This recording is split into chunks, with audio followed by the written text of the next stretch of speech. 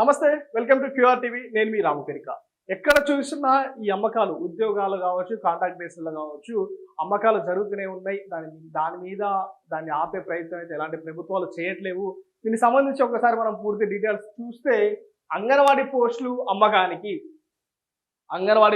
అమ్మకానికి గతంలో కొన్ని సంవత్సరాలుగా ఉన్నటువంటి అంగన్వాడీ పెండింగ్ పోస్టులు ఏవైతే ఉన్నాయో, ఈ మధ్యకాలంలో ఒక 1 మంత్ నుంచి దాని నోటిఫికేషన్ ఇచ్చి దానికి మెరిట్ ఆధారంగా మనం చూసుకోవచ్చు. గతంలో అంగన్వాడీ పోస్ట్ వచ్చేసి అంగన్వాడీ టీచర్ 10th పాస్ అయి ఉంటే అంగన్వాడీ టీచర్ పోస్ట్ వచ్చేది. అదేవిధంగా 7th క్లాస్ వరకు పాస్ అయిన వాళ్ళకి ఆయా పోస్ట్ వర్కర్గా పోస్ట్ ఇచ్చేవాళ్ళు అనమాట. సో దాన్ని ఏం చేశారు, కాంపిటీషన్ ఎక్కువైపోతుంది, చదువుకున్న వాళ్ళు ఎక్కువవుతున్నారు అని చెప్పేసి అంగన్వాడీ టీచర్ పోస్ట్కి ఇంటర్మీడియట్ పెట్టిరు. ఇంటర్మీడియట్ అండ్ ఆ వర్కర్కి అయితే ఇంకేం క్వాలిఫికేషన్ అయితే ఏం పెట్టలేదు. సో ఇక్కడ ఏమవుతుంది అంటే, ఆ గ్రామంలో ఉన్నటువంటి వాళ్ళు ఎవరైతే మంచిగా చదువుకున్న వాళ్ళు ఉన్నారో, ఆ గ్రామంలో ఎవరైతే మెరిట్ లిస్ట్ ఉందో వాళ్ళకి ఉద్యోగాలు అని చెప్పేసి పెట్టిరు. అదే జరుగుతూ ఉంది కొన్ని రోజుల నుంచి. కానీ ఇప్పుడు దాంట్లో ఏం జరుగుతుందంటే, కొత్తగా మెరిట్తో పాటు ఇంటర్వ్యూ అని చెప్పేసి యాడ్ చేసింది ప్రభుత్వం. ఎందుకు ఇక్కడ మెరిట్ లిస్ట్తో పెడితే ఎవరైతే మెరిట్ లిస్ట్ అంటే మినిమం వాళ్ళకి 700 మార్క్స్, 700 మార్క్స్ ఏమో ఉన్న వాళ్ళకి 70% టోటల్ 100 మార్క్స్ పెట్టారు అనమాట. ఇప్పుడు అంగన్వాడీ పోస్ట్ ఎలా పెట్టారంటే, టోటల్ 100 మార్క్స్లో మెజార్టీ మెరిట్ మార్క్స్ ఎవరికైతే ఎక్కువ ఉన్నాయో వాళ్ళకి 70 మార్క్స్ ఇస్తాయన్నమాట.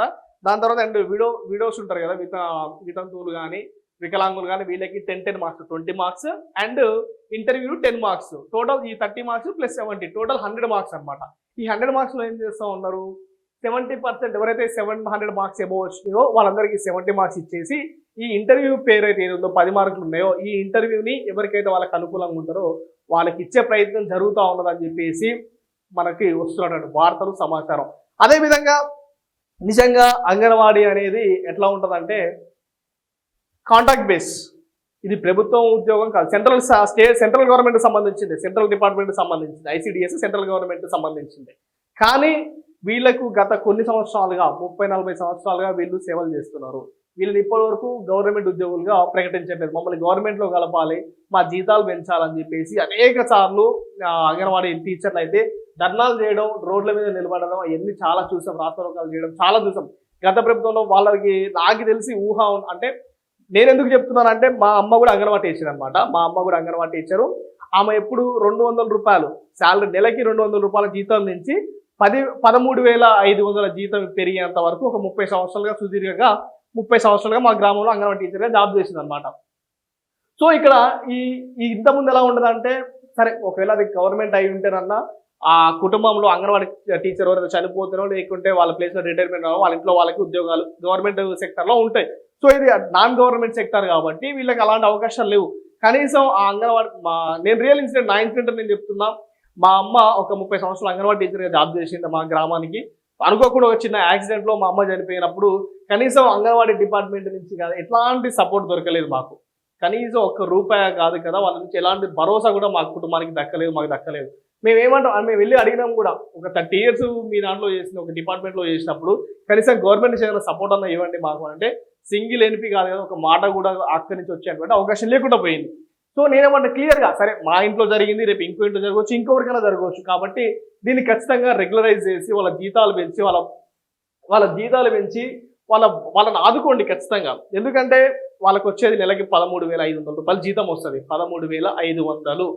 సో వాళ్ళు లిటరల్గా వాళ్ళు ఎలా బాధపడతారంటే, కూలి పనికి పోయినా నెలకు 20,000 సంపాదించుకోవచ్చు, 30,000 సంపాదించుకోవచ్చు, కనీసం ఒక 25,000 అన్న వస్తాయి. ఊళ్ళలో కూలి పని పోయినా మాకు అయ్యో డబ్బులు వస్తాయి, పొద్దున్నే సాయంత్రం దాకా మేము కష్టపడి తిరుగుతాం, పని చేస్తాం, మీటింగ్లో పోతాం, మా డబ్బులు చేతులకి వెళ్ళి మీటింగ్లో పోయినప్పుడు జీతాల డబ్బులు ఖర్చు పెట్టుకొని పోతాం, అన్ని సేవలు చేస్తాం.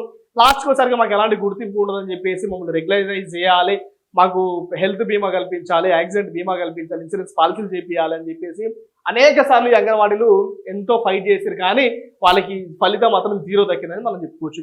అండ్ ఒక విధంగా చెప్పుకుంటే, గత ప్రభుత్వంలో కేసీఆర్ ప్రభుత్వంలో 2 సార్లు శాలరీ హైక్ చేసారు. 7,000 ఉంటే 7,000 నుంచి 10,000 చేసారు, 10,000 నుంచి 13,500 పెంచారు.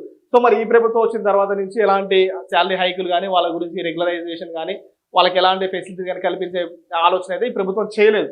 సో ఒకసారి దీని గురించి మనం చూసుకుంటే, మెరిట్కి కోత, ఇంటర్వ్యూ పేరుతో వాటా, పైరవీళ్లకు తలుపులు తెరిచిన ప్రభుత్వ నిర్ణయం. ఒక్కో టీచర్ పోస్టుకు 2 లక్షల దాకా బేరం. గతంలో లేని ఇంటర్వ్యూ మార్కులు తెరపైకి, ఇంటర్వ్యూకి 10 మార్కులు కేటాయించిన సర్కార్. అదేవిధంగా పలు జిల్లాల్లో నోటిఫికేషన్లు జారీ, కాంగ్రెస్ నేతలకు లబ్ధి కలిగించేవని ప్రచారం. ఇప్పటికే బేరసారంలో అధికార పార్టీ నాయకులు తాము చెప్పుకున్న వాళ్ళకి పోస్టులు వస్తాయని ప్రచారం. అంగన్వాడీ హెల్పర్లకు పోస్టుకు 1,00,000 దాకా వస్తుంది. సో క్లియర్గా, ఎందుకంటే నేను ఇప్పటికీ చూస్తున్నా, లిటరల్ చెప్పాలంటే మా గ్రామంలో కూడా ఈ నోటిఫికేషన్ పడింది, చాలా మంది అప్లై చేసారు. అవన్నీ చర్చలు జరుగుతూ ఉన్నాయి. ఎవరికి వస్తుంది, మెరిట్ ఆధారంగా ఇస్తారా, లేకపోతే అక్కడ ఉన్నటువంటి ఎమ్మెల్యే, స్థానిక ఎమ్మెల్యేలతోటి వాళ్ళతో పట్టుకొని ఆ పైరవీలు తెప్పించుకొని జాబులు తెచ్చుకుంటారా ఏంటి అనేది కూడా రేపు మా గ్రామంలో జరుగుతుంది. నేను అది కూడా చూస్తా, దాని గురించి కూడా నేను మాట్లాడుతున్న తర్వాత క్లియర్గా. అండ్ ఇక్కడ మనం చూస్తే అంగన్వాడీని అమ్మకాన్ని పెట్టింది, ఆరోపణలు వెల్లువెత్తుతున్నాయి. గతంలో ఎన్నడూ లేని విధంగా అంగన్వాడీ టీచర్ హెల్పర్లకు భర్తీ కోసం కొత్తగా ఇంటర్వ్యూ తెరపైకి తెచ్చారు అనమాట. ఇంటర్వ్యూ ఎందుకు తెరపైకి తెచ్చారు, మెరిట్ ఆధారంగా చూస్తే ఎవరికి ఎక్కువ మార్కులు ఉంటే వాళ్ళకే పోతాయి. అప్పుడు ఎమ్మెల్యే చెప్పిన మాటలో, గ్రామ సర్పంచ్ చెప్పిన మాటలో, లేకపోతే అక్కడ ఉన్న ప్రభుత్వ అధికారి చెప్పిన మాటలో, ప్రభుత్వంలో ఉన్నటువంటి పెద్దలు చెప్పిన మాటలో నడవవు.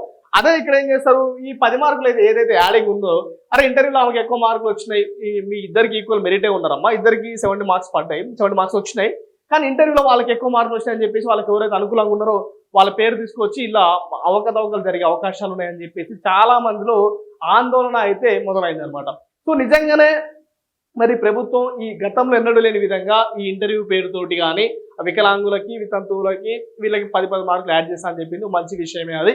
మరి ఈ ఇంటర్వ్యూ పేరిట 10 మార్కులు తీసుకొచ్చి అవకతవకలు చేసి కేవలం వాళ్ళకి అనుకూలంగా ఉన్న వాళ్ళకి ఉద్యోగాలు వచ్చేలా చూసుకునే విధంగానే ఈ ప్రభుత్వం, రాష్ట్ర ప్రభుత్వం నిర్ణయం తీసుకుని దాన్ని ఆలోచన పెట్టుకుని ఇట్లాంటి కొత్త నిబంధనలు తీసుకొచ్చింది అని చెప్పేసి చాలా మంది అయితే మాట్లాడుతుంటే అంశాలు మనం చూస్తా ఉన్నాం.